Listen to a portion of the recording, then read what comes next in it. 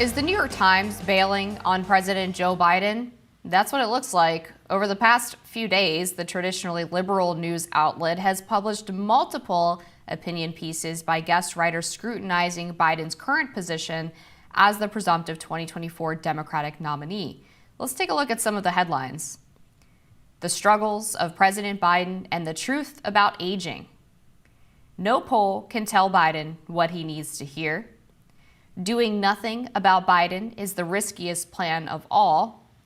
The Philly girl shielding Biden from the bad news. Should Biden step aside or stay in? What prominent Democrats are saying. The outlet has also published pieces examining talks of Biden dropping out. Look at this headline. Biden tells allies he knows he has only days to salvage candidacy. Major Democratic donors devise plans to pressure Biden to step aside.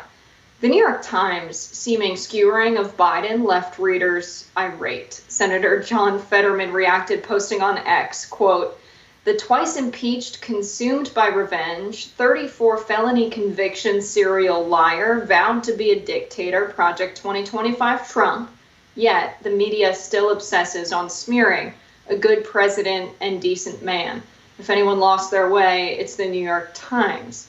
Journalist Besh Schloss posted, quote, "Seriously, what is wrong with the New York Times that it would publish a column like this on the 4th of July? Political scientist Miranda Yaver wrote, quote, "On the 4th of July, the New York Times published this unpatriotic excuse for an op-ed, legitimizing not voting when democracy is on the line and authoritarians looming with the blessing of the court that the New York Times has barely covered. Today, I canceled my subscription." Well, happy Independence Day to you. You are now free of the New York Times. I don't think that the New York Times is far off with their take. I mean, this is not a radical thing to say that someone that over 70% of the country believes cannot run it should not be president. That's not a crazy thing to say. The New York Times is doing the Democratic Party and the liberals a service by saying, hey, we should push them out. That's their role as a newspaper, to publish op-eds even on holidays. Yeah, exactly. I think we should obviously be, I guess, not applauding, because I never want to applaud the New York Times, but giving them a little bit of positive reinforcement for finally telling the truth. I mean, this is the same paper that 2 weeks ago was running cover for Joe Biden and going along with the idea that the videos of him were cheap fakes. They were describing the videos as manipulated or selectively edited and part of a right-wing smear campaign against the president. Now they are admitting what we all know to be true. And it's quite funny to watch their subscribers have this meltdown about it, because the New York Times for the past, 5 to 10 years has decided that for the health of their paper, to have loyal subscribers, that they are going to market their news towards basically liberal wine moms and aunts and terminally online left liberals on Twitter. And they have succeeded at that. They've been successful when a lot of other print publications have been doing poorly. But the trade-off is that when they do anything that is seen as anti-Democratic Party, they get these little meltdowns all over social media where people claim they're canceling their subscriptions and they're never going to read the New York Times again. And they've been simultaneously accusing the media of not being harsh enough on Donald Trump, which, if you've read the New York Times, you know is totally bogus and a ridiculous thing to say. But it's just insane to watch, the media do one modicum of criticism of the Democratic Party and of Joe Biden, and suddenly they're considered to be like right-wing rags. I mean, it's just crazy. And the Times, by the way, I just did a quick search. In the past 3 days, at least 8 pieces on the Supreme Court. The debate was a week ago. To say that you're not covering the Supreme Court and instead you're just slandering Biden, it's just not accurate with what we're seeing from the New York Times. And to make the statement, how could they do this on the 4th of July? There is nothing more patriotic than criticizing the president. That's kind of what the 4th of July is all about, being angry at guys that are the most in power. It's very patriotic to criticize the president on the 4th of July, but I think at the heart of this is pundits don't want any criticism of Biden. They see anyone that spends any time criticizing him from within their party or on the left as someone who is undemocratic, that somehow by opposing the Democratic candidate we didn't have a primary for is an undemocratic position to take. What would be pro-democracy would be holding a primary. Let us vote for the guy in power. That's what democracy is all about.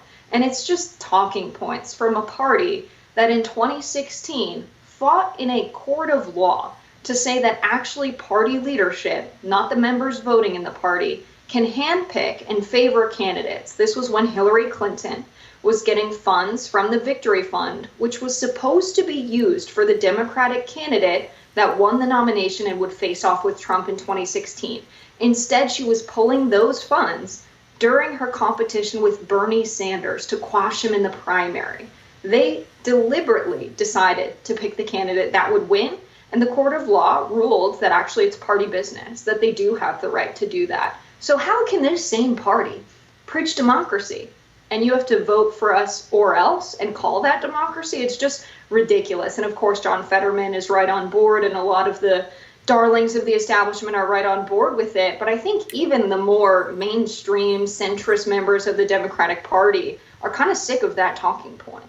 I am curious about Fetterman's, I guess, newfound loyalty to Joe Biden. He's been one of the most vocal voices defending him. I mean, the best guess that I have is he sees some parallel with his situation through his stroke recovery and then his time at Walter Reed treating clinical depression to what Joe Biden is going through.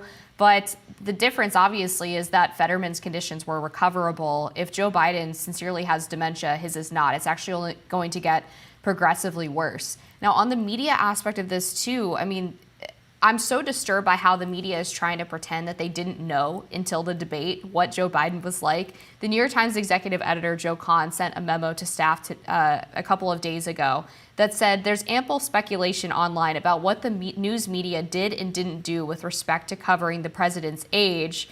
We have stayed on that story at every turn, always with nuance and context through today's outstanding report. Well, 2 weeks ago, they published a headline, "How Misleading Videos Are Trailing Biden as He Battles Age Doubts." A flurry of recent clips, many of them edited or lacking context, laid bare a major challenge for the president as he tries to persuade voters he has the energy for a second term. So they weren't on the Biden age story in any sense of truth-telling. They were on the Biden age story to run cover for the White House. And Semaphore has an article out from Jill Abramson, who was a former executive editor of the New York Times, and she claims again that the White House was engaged in such a masterful cover-up that the media they couldn't possibly know. All of these people who claim to be so well-sourced in the White House couldn't possibly know that Joe Biden's health was fading. But then she goes on to admit in this piece, contradicting her own argument, that people didn't push hard enough to get the story because they did not want to be accused of helping Donald Trump, because apparently that's the job of the media now, is to make sure the bad guy doesn't win. And CNN admits in an article, a reporter told CNN, someone who works at the White House, who is a White House press corps reporter, says, "I think some folks are left to conclude that these stories are too painful to report or that they should pick their spots more. It's clear the age stories have angered the White House and the liberal Twitter sphere the most." So actively admitting that the media did not dig into questions about Biden's age, despite massive concern from the American voters, because they were worried that the White House and Twitter were going to be mad. They have completely abdicated any responsibility, any duty they have to informing voters, to holding people in power accountable. They abdicated their most basic responsibility as journalists. None of these people should have jobs. These outlets shouldn't exist if they can't do the basic job of asking basic questions about the most powerful person in the world. Yeah, I think this is the classic case of people who are, pundits, people who pay attention to Democrats, people who are Democratic strategists, being so fundamentally disconnected from everyday people that they think they can gaslight them somehow through strategic messaging campaigns and putting Biden on the campaign trail and having him perform slightly better than he did on the debate stage, that this will repair what they saw. It's a classic case of don't trust your lying eyes, which everyone was joking about. Like, I'm not saying don't trust your lying eyes, but I am saying that what you saw is not a big deal. I'm going to make up your mind about what you saw for you. I'm not going to tell you you didn't see it, because that would be, disrespectful and questioning your intelligence. And then they just do precisely that, but in a different way. That is why people are sick of the uniparty. That's why people are sick of the classic politicians we've had. And I think that's exactly why people support populist candidates like Donald Trump, because they're not willing to tell people something that's contrary to the evidence in their everyday lives. And so trust the polls, trust the data that shows the majority of people don't think this guy's fit for public office. Can you expect people to show up on election day and cast a ballot for someone they don't believe can be the president?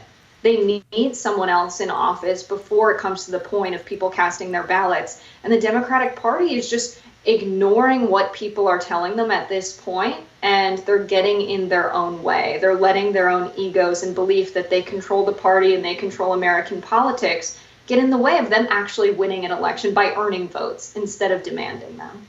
Yeah, and it's true that the White House was mad when people asked questions about Biden's age. Of course they were.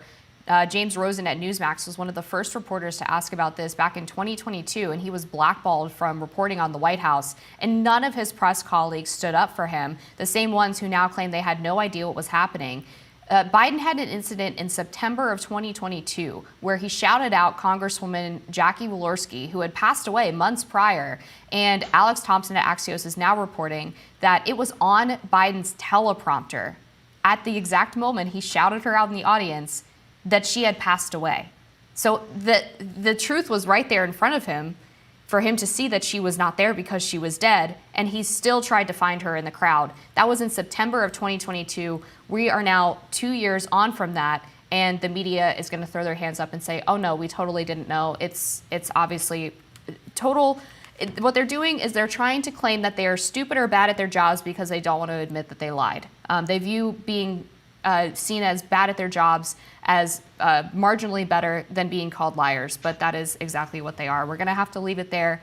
More rising after this.